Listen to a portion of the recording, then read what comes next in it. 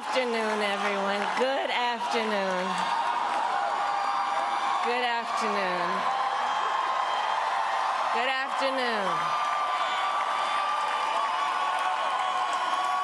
Thank you all. Thank you, thank you. Thank you, thank you.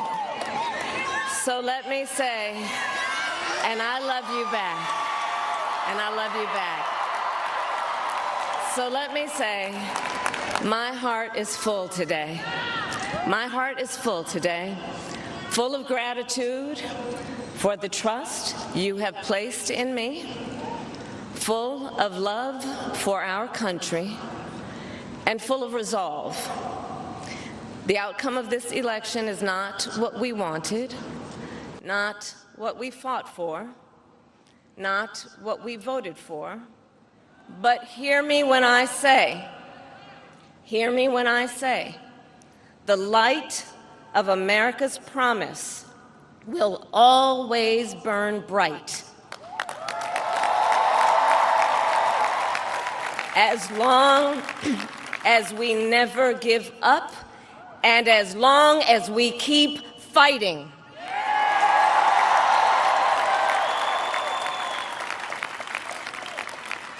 To my beloved Doug and our family, I love you so very much. To President Biden and Dr. Biden, thank you for your faith and support. To Governor Walz and the Walz family, I know your service to our nation will continue. And to my extraordinary team, to the volunteers who gave so much of themselves, to the poll workers and the local election officials, I thank you all. Look, I am so proud of the race we ran, and the way we ran it, over the 107 days of this campaign. We have been intentional about building community and building coalitions, bringing people together from every walk of life and background, united by love of country with enthusiasm and joy in our fight for America's future. And we did it with the knowledge that we all have so much more in common than what separates us. Now, I know folks are feeling and experiencing a range of emotions right now. I get it. But we must accept the results of this election. Earlier today, I spoke with President-elect Trump and congratulated him on his victory. I also told him that we will help him and his team with their transition, and that we will engage in a peaceful transfer of power.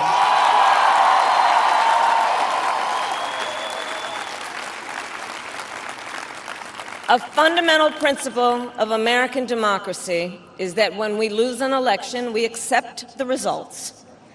That principle, as much as any other, distinguishes democracy from monarchy or tyranny.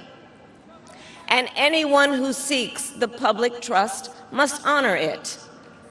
At the same time, in our nation, we owe loyalty not to a president or a party, but to the Constitution of the United States.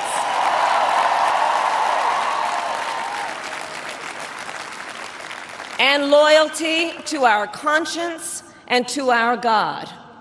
My allegiance to all three is why I am here to say, while I concede this election, I do not concede the fight that fueled this campaign.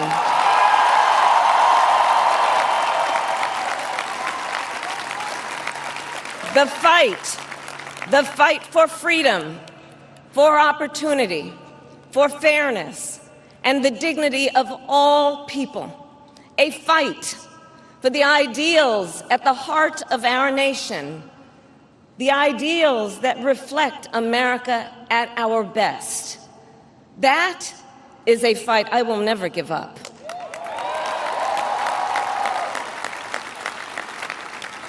I will never give up the fight for a future where Americans can pursue their dreams, ambitions, and aspirations, where the women of America have the freedom to make decisions about their own body and not have their government telling them what to do. We will never give up the fight to protect our schools and our streets from gun violence. And America, we will never give up the fight for our democracy, for the rule of law, for equal justice, and for the sacred idea that every one of us, no matter who we are or where we start out, has certain fundamental rights and freedoms that must be respected and upheld.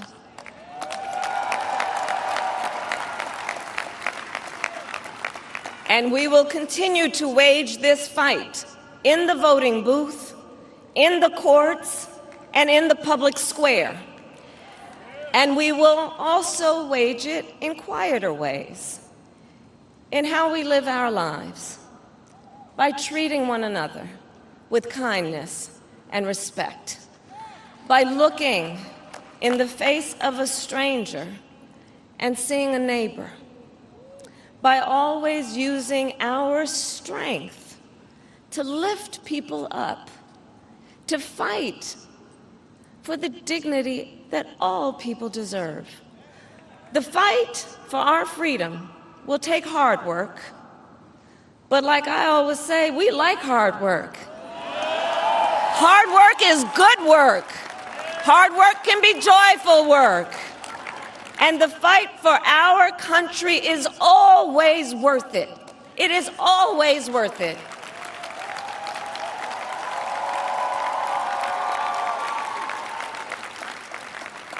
To the young people who are watching, it is, I love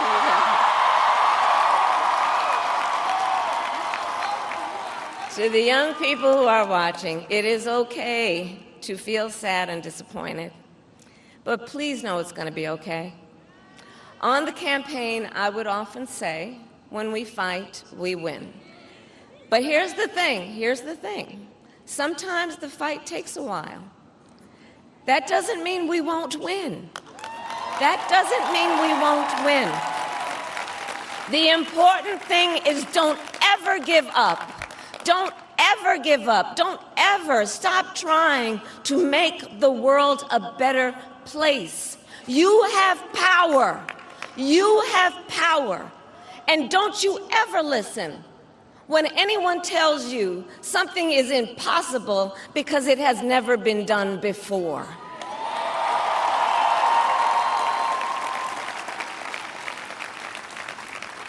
You have the capacity to do extraordinary good in the world.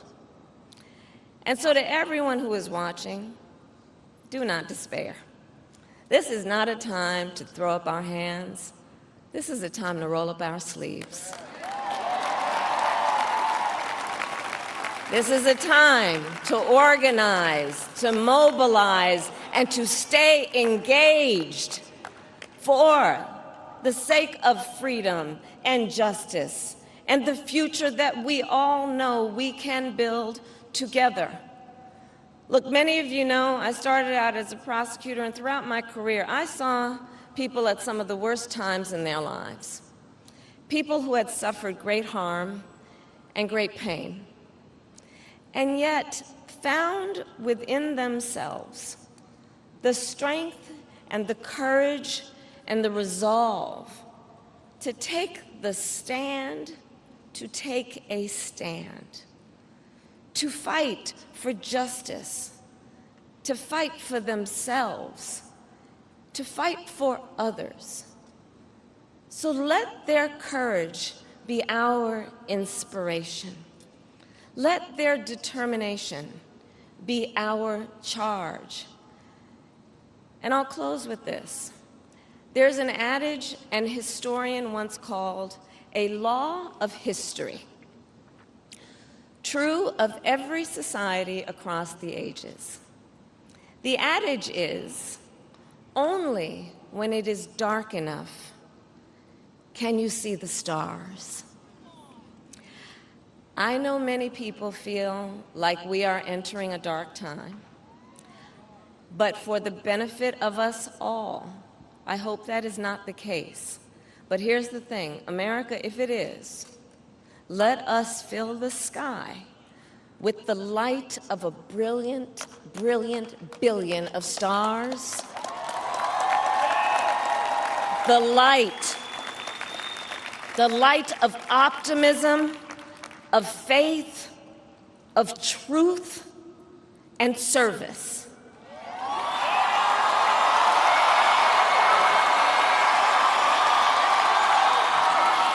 HU. And may that work guide us, even in the face of setbacks, toward the extraordinary promise of the United States of America. I thank you all. May God bless you, and may God bless the United States of America. I thank you all.